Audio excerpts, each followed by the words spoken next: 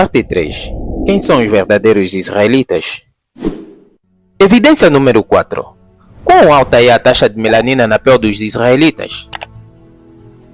A maior parte dos patriarcas dos hebreus casaram-se com mulheres negras da linhagem dos camitas, que eram excessivamente negras. Este ato reforçou a taxa de melanina na pele dos seus descendentes. Estão a seguir os hebreus que reforçaram a taxa de melanina na pele dos seus descendentes.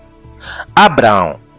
Além da sua mulher, que era da família dele e era portanto negra como ele, Abraão fez filho com uma mulher egípcia, Agar, na qual culminou ao nascimento de Ismael, um negro. Os ismaelitas de origem, que são conhecidos hoje como árabes, eram no princípio tão negros quanto os abissínios. Já comprovei isso no vídeo anterior, podem lá dar uma olhada. Judas se casou com uma mulher cananita, uma negra. Gênesis 38, verso 2. A mulher de José, Asnat, era egípcia e filha de Potifar. Os seus 2 filhos foram enxertados nas 12 tribos de Israel. Gênesis 41, verso 45. Simeão, um dos patriarcas de Israel, também teve uma mulher cananita. Gênesis 46, verso 10. Moisés teve uma mulher etíope, que era filha do sacrificador de Madian, chamado Reuel, em Êxodo 2, verso 18, e Jetro, em Êxodo 18, verso 27. Convém dizer que Madian é um dos filhos de Abraão com Queturra. Gênesis 25, verso 1 a 2. Eleazar, que substituiu seu pai Arão como sumo sacerdote, teve uma mulher que lhe deu filho nomeado Finéias, que significa negro ou boca de cobre. Êxodo 6, verso 25. Raaba cananita, isso é, camita e negra, casou-se com Boaz e a geração deles culminou com o rei Davi e o Senhor Yeshua. Josué 6, verso 25. Mateus 1, verso 5. Salomão teve 700 mulheres princesas e 300 concubinas, todas mulheres de raça negra. Poderiam esses homens serem brancos e celebrar deste jeito a beleza de mulheres negras? Podemos facilmente notar que nenhum filho ou descendente de Abraão recebeu como esposa uma mulher da descendência jafetista. Por que será, hein? Aqui está o exemplo de como alguns israelitas intervenientes da Bíblia faziam a descrição deles. A Sulamita, Cântico dos Cânticos 1, verso 5 a 6. Estou escura, mas sou bela, ó mulheres de Jerusalém, escura como as tendas de Quedar, bela como as cortinas de Salomão. 6. Não fiquem me olhando assim porque estou escura, foi o sol que me queimou a pele. Os filhos de minha mãe zangaram-se comigo e fizeram-me tomar conta das vinhas, da minha própria vinha, porém, não pude cuidar. Jamais acontece que o homem ou mulher de pele branca fica escura quando é queimado ou queimada no sol.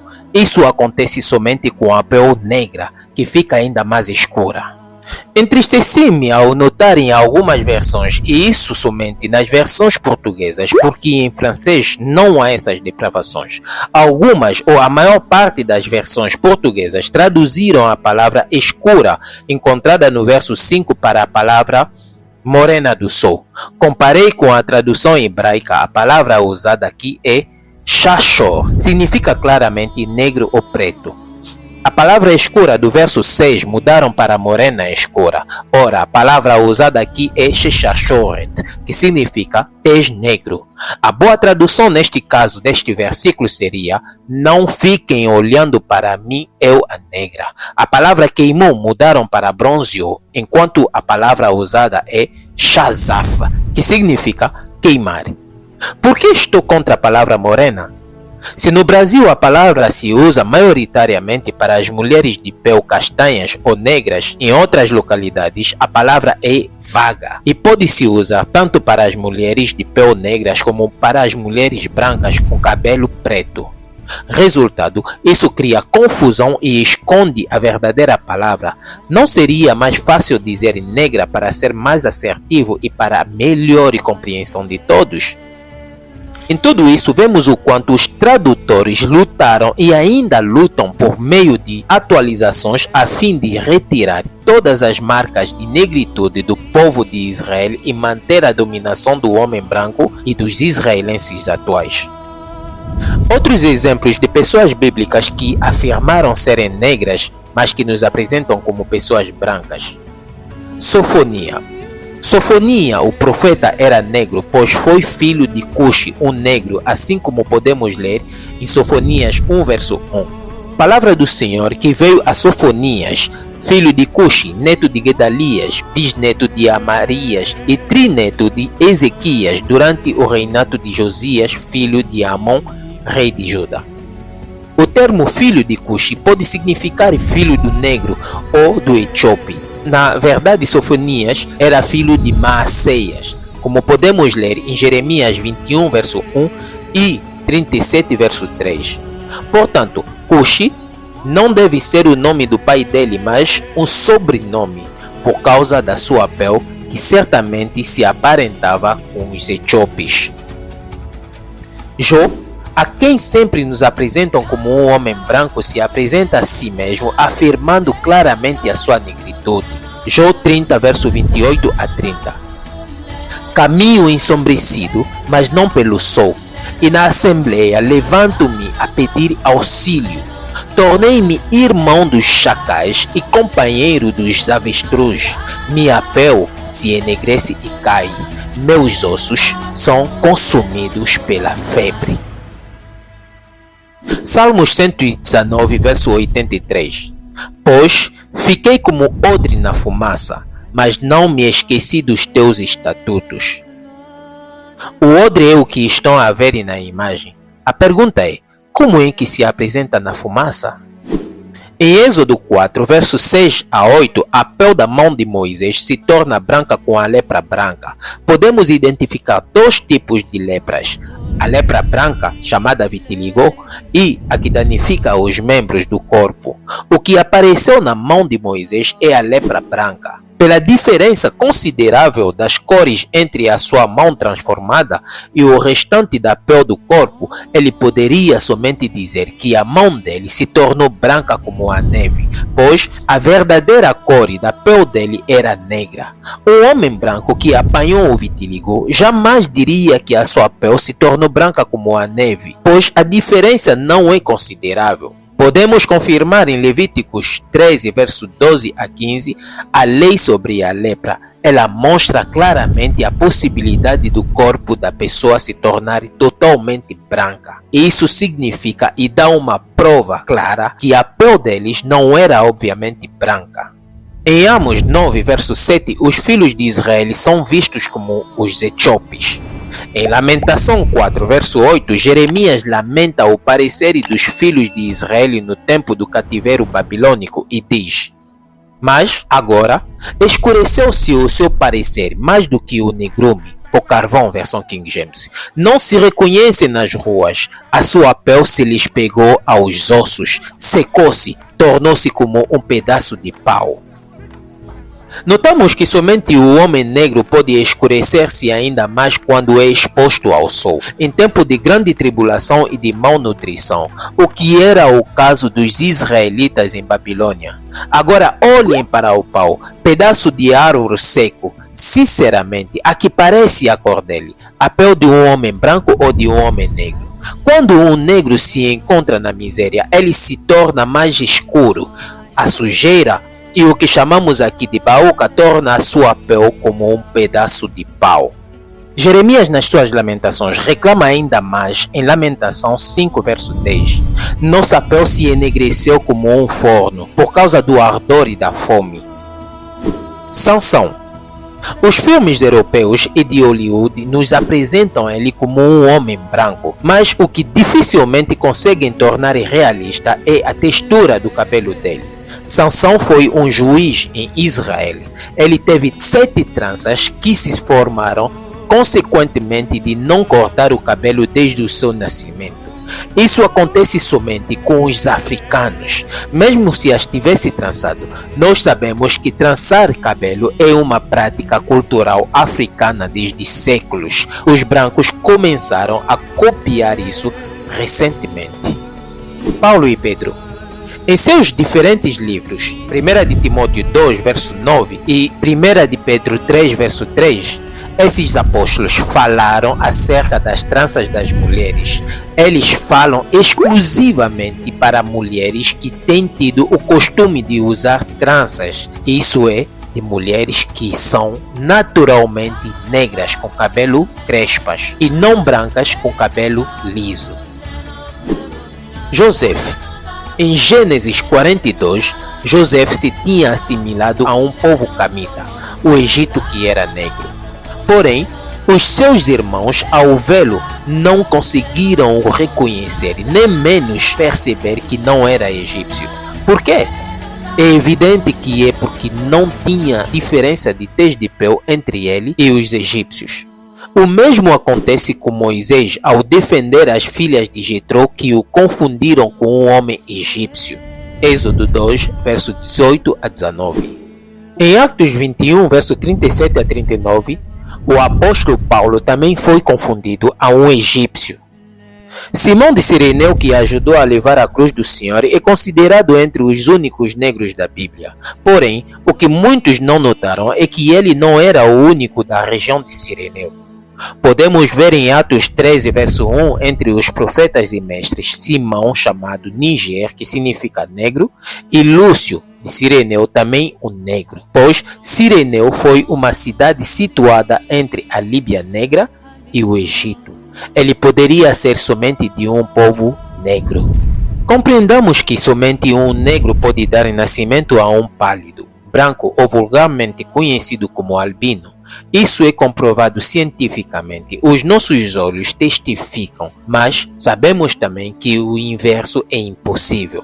Portanto, Noé, Esaú, Davi e Salomão eram provavelmente albinos. Vamos às escrituras para comprovarmos isso com mais clarezas. Noé. No livro do Enoque, capítulo 106, do verso 1 ao verso 12, podemos ler o nascimento de Noé, cujo pai Lameque, ao ver o aspecto branco do seu filho e os olhos que iluminaram a sala, pensou que não se tratava do seu filho, mas do filho dos anjos. Ele teve medo e fugiu para o seu pai Matusalém. Este foi para Enoque, seu pai, e avô de Lameque, a fim de ter amplas explicações. Enoque confirmou a Matusalém que o filho que teve Lameque é bem seu e teria que lhe dar o nome de Noé, pois seria a continuidade da humanidade. Portanto, o que foi que assustou a Lameque? É óbvio que duas coisas o assustaram: os olhos da criança e o facto de ser uma criança de pele branca. Infelizmente não tenho como comparar as versões originais, mas o acontecimento do acto revela muito bem que Lameque não poderia ter sido homem branco, senão não teria dado muita importância no aspecto branco do seu filho. O texto dá a perceber também que Noé poderia ter sido o primeiro albino da humanidade. Esaú, Gênesis 25, verso 25. O primeiro a sair era ruivo, e todo o seu corpo era como um manto de pelo. Por isso lhe deram o nome de Esaú. A mesma palavra hebraica Admoni, que traduzem para ruivo falando de Esaú, o pai dos Edomitas, eles traduzem para branco quando falam de Davi. Por que será, hein? Davi, 1 de Samuel 16, verso 12.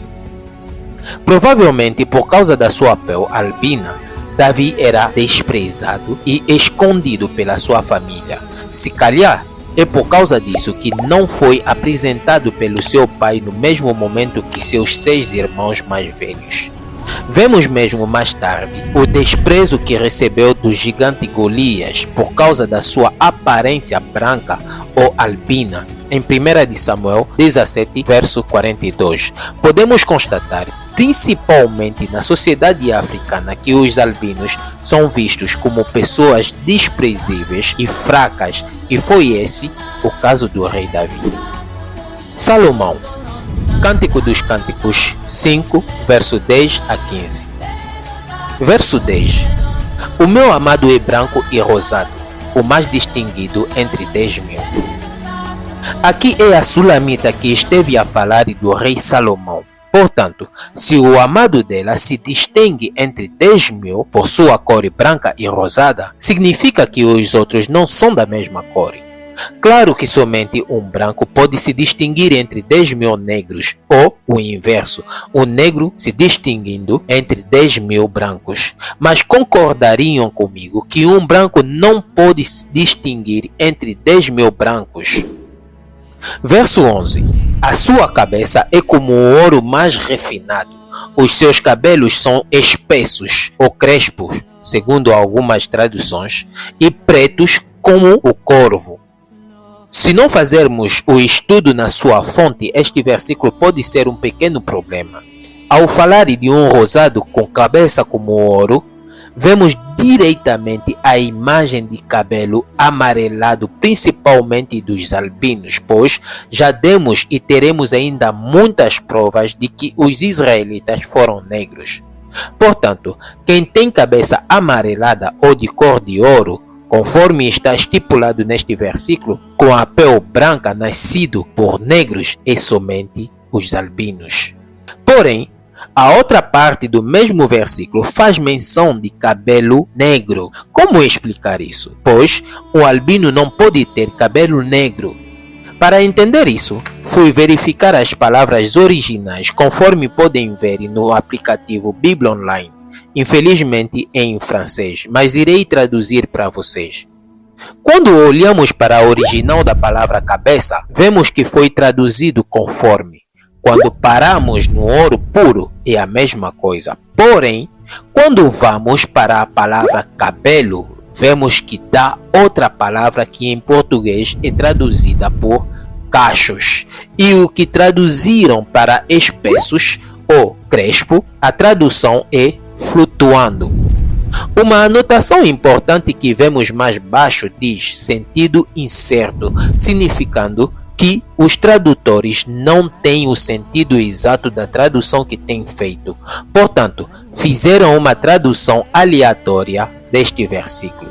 Por outra, para quem está atento nos detalhes deve ter notado que algumas traduções, em lugar de espesso, colocaram crespos. Se for para confiarmos nesta passagem e dizer que os israelitas foram brancos, a pergunta é: qual dos brancos tem cabelo crespos? Verso 12. Os seus olhos são os olhos das pombas junto às correntes das águas, lavados em leite e adequadamente ajustados. Geralmente, para manter o seu aspecto e a sua pele bonita, limpa e mais branca, os albinos devem tomar banho com leite. Podem perguntar a eles e irão confirmar o que estou a dizer. Eu mesmo já tenho feito a um deles essa mesma pergunta. Certamente irão se aborrecer de mim se nesta lista não me pronunciar sobre o nosso Salvador Yeshua Mashiach. Na verdade, não deveríamos nos preocupar disso, pois se os israelitas foram e ainda são negros, claro que Yeshua também é negro. Para comprovar isso, muitos dão como prova bíblica o livro de Apocalipse no capítulo 1, verso 13 a 15. 12 Voltei-me para ver quem falava comigo e, voltado, vi 7 candeeiros de ouro 13 e, no meio dos candeeiros, um semelhante a filho de homem, com vestes talares e cingido, à altura do peito, com uma cinta de ouro.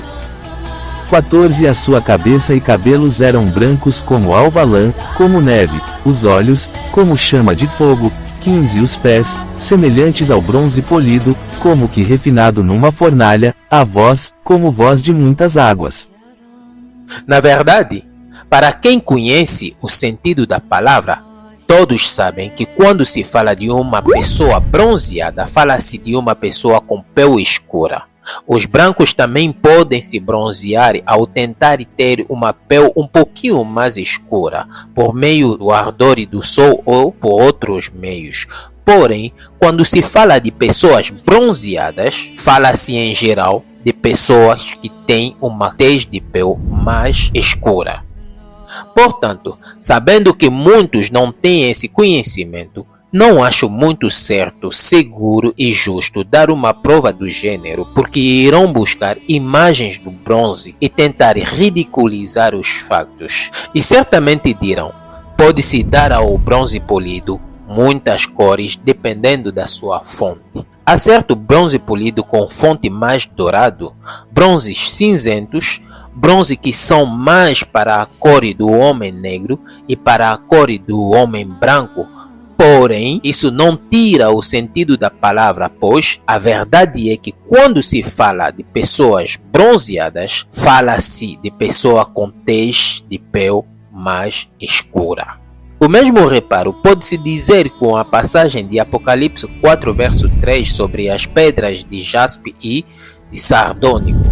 E esse que se acha assentado é semelhante, no aspecto, à pedra de jaspe e de sardônio, e, ao redor do trono, há um arco-íris semelhante, no aspecto, à esmeralda.